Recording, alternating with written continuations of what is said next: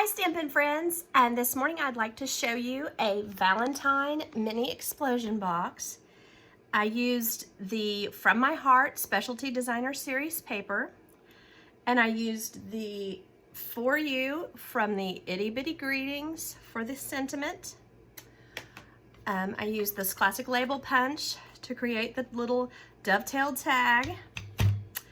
This tiny heart that is stitched and scalloped on the edge is from the annual catalog, the Be Mine Stitched Framelits. And then let me show you a couple of different ways that you can do this, and then I'll go over exactly how to make it. The box is a 6x6 square, and when you open it up, it flips open. So you'll need, these are 2-inch squares.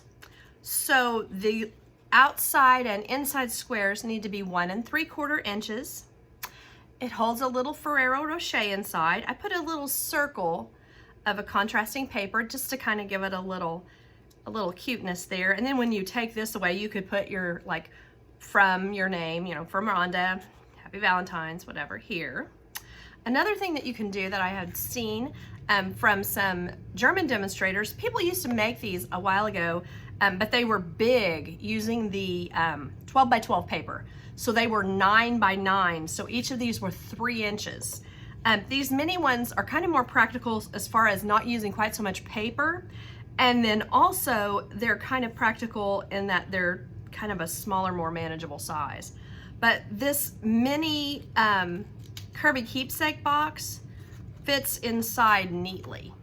So it's super simple to put either one, whether you want to use a curvy keepsake box, and then I used another piece of the paper. What I did was just cut the paper about the size of the, you know, this is just one side. You have the curved long side, and then you have the side with the little handles on it.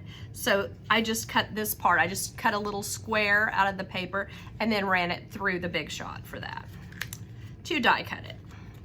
So there's one way you can do it, or you can do it the other way. So what I'll do now is I'll show you, or you can put the Ferrero Rocher in it, I mean.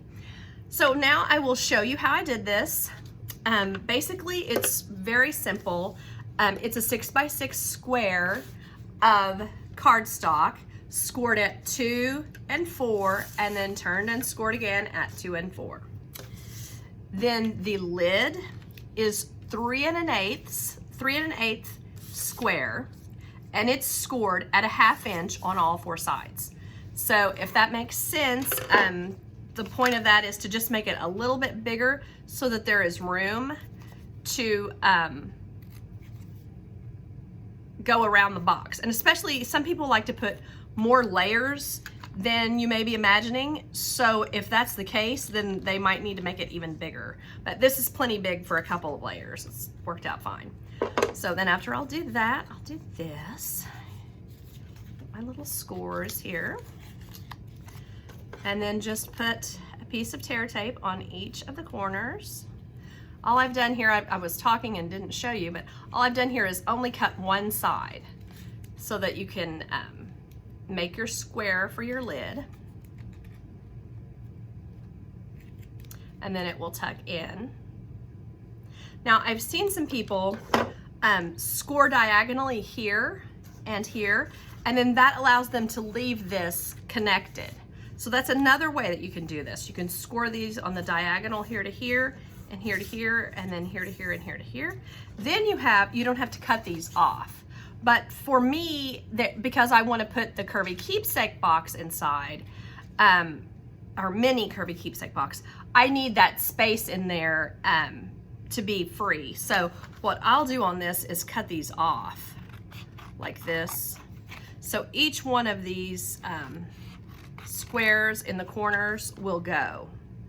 So that, I'm making it tedious, sorry about that. And you could probably do this with a paper cutter as well, but that's not one of my better skills. I cut with a guillotine, the old Stampin' Up! Guillotine cutter. So, which is much like the new mini cutter that is available when you sign up to be a demonstrator during Celebration. You get the mini paper cutter, which goes up and down like a guillotine. Let me show it to you. Since it's sitting here, this is what I mean by guillotine. It's up and down. Like kind of like teachers used to have when, you know, back in the day in the teacher's lounge. So this just cuts really small things, but it can be really helpful. Like if you're traveling or something like that, you can just cut a few little things when you need to. I've used it actually when going to my parents, so that's kind of fun. And then one last cut here. There we go. And then if you remember, I said I had the top of this cut, and there's a lot of different, I cut out several little hearts that you could use because, you know, a lot of different things would look cute on the top of there. When I put my, go ahead and put this up a little bit. When I put my pieces on this time, I think I'll put the hearts on the outside and put the dots on the inside just for variety, because you've already seen one with the dots on the outside. Get rid of these that I need, and then I think I'll put the top there. So then I'm just using my snail.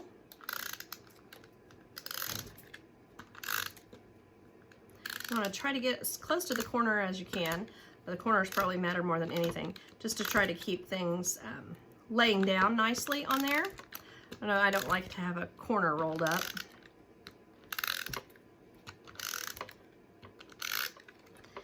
And then, oh, that one didn't, yeah, it did, okay.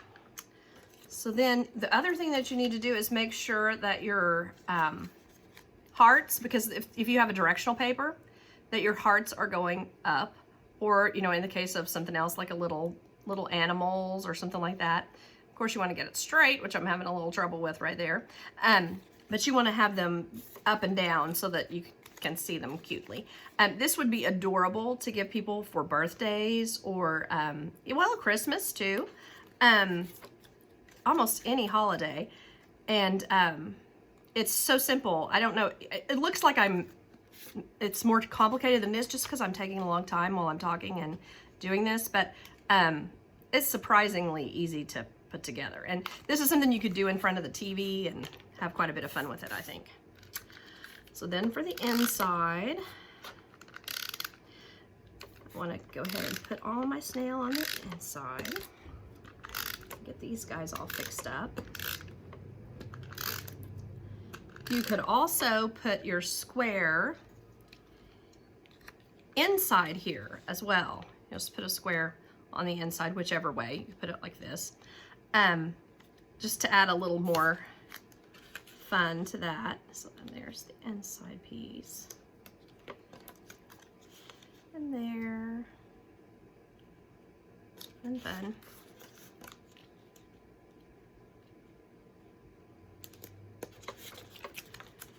And one last here. So also you could do you could put a bunch of ribbon on this. You could put tons of different decorations. I mean, and I think it would be a lot of fun to do at a camp where everybody's coming in and just basically let people add their own embellishments as they would like. That's a lot of fun, like at a scrapbooking retreat or something like that. That could be really fun. And, okay. So then all I do to attach these is just get this down and straight as best you can. And if you have a little bit on the edge, just take your scissors and kind of snip it so that it's even, so it looks kind of neat there. Oh, whoops. There we go. Oh, I have lots of little pieces. Okay.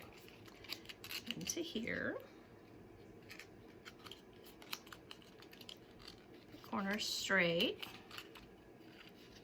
So there we are there. And then I'll want to put this on the top.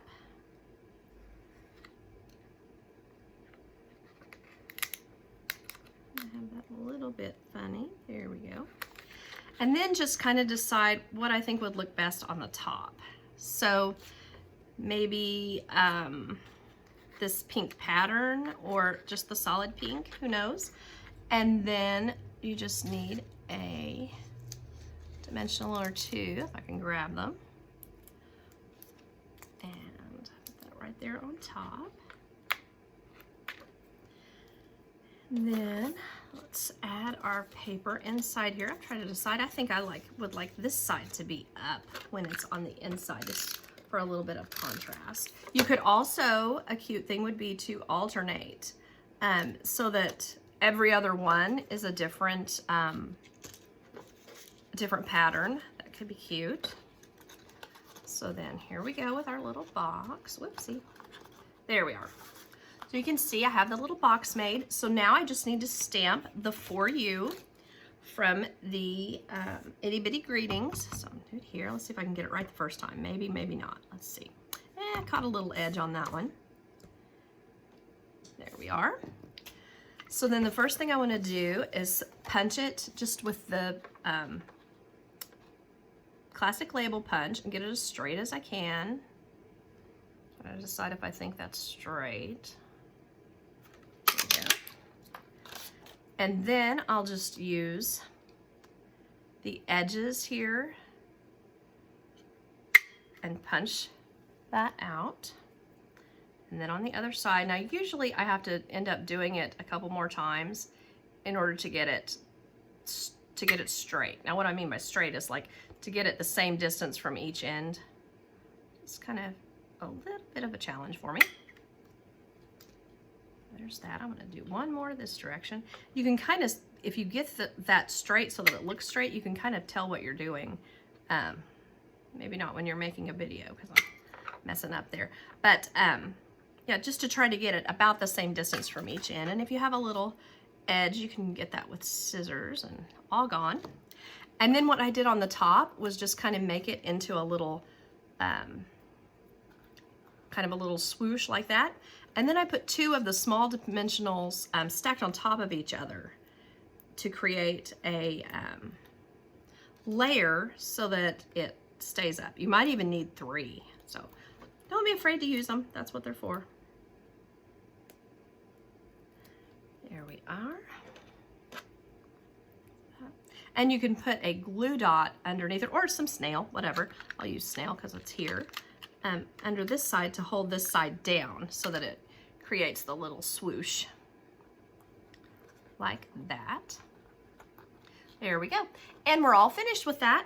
So thanks for watching. We'll be making this at class next week if you're local, and if you're not, always just let me know if you'd like to make any of these things and I will get them shipped out to you with a $50 order anytime. Thanks for watching. Bye-bye.